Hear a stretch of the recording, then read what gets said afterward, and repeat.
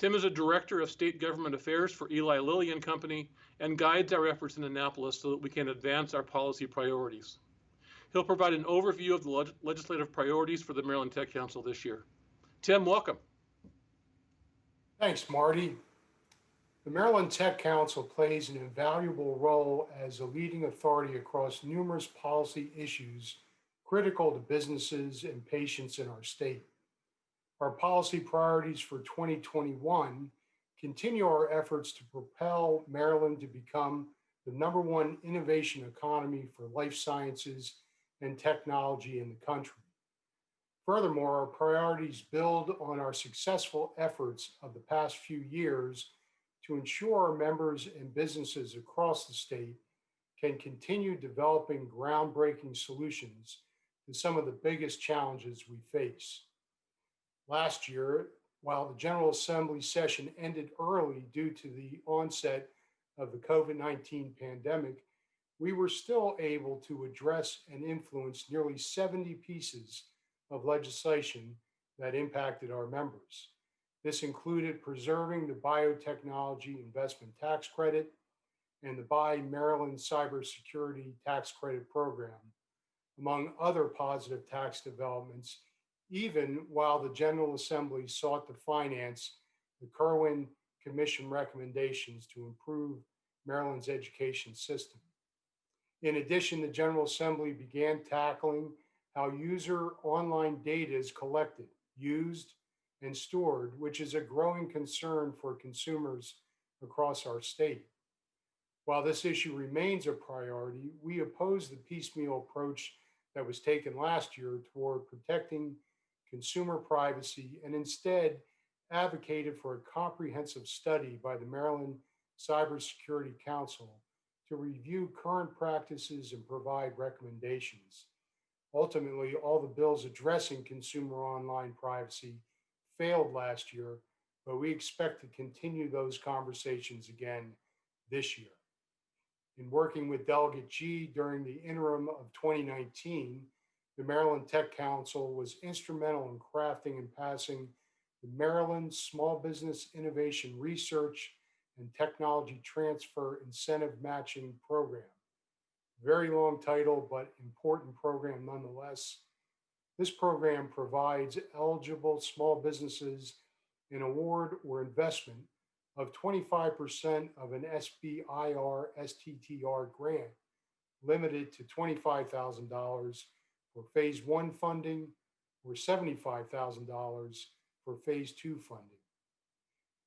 The Tech Council plans on maintaining its momentum during the 2021 General Assembly session with 6 key policy priorities. The first priority is combating COVID-19.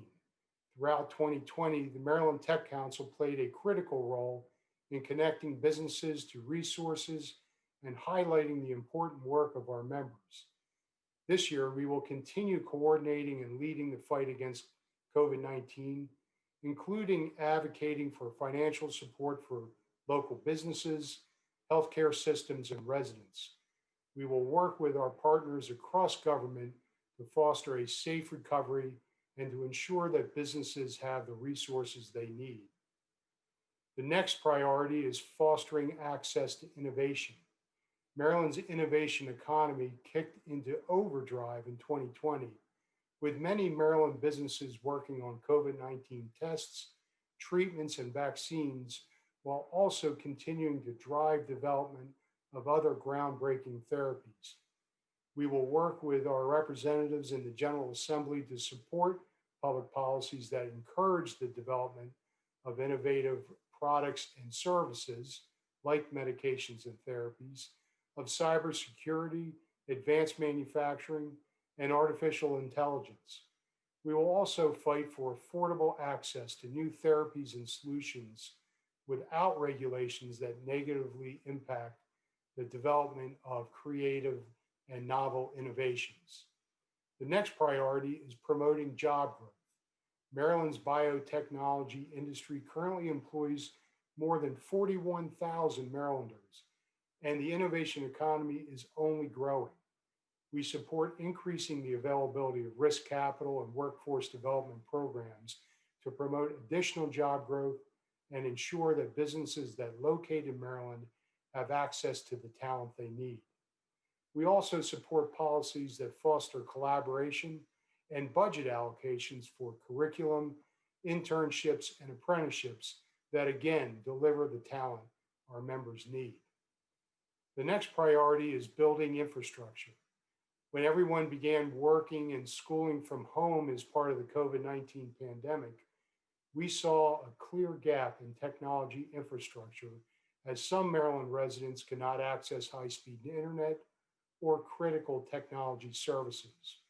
We will advocate for improved technology infrastructure to deliver the services Maryland residents need, especially in a virtual environment. This includes supporting policies that will increase the deployment of 5G across our state and support the development of extraordinary technologies that save, protect, and improve lives. The next priority is driving competition and access to capital.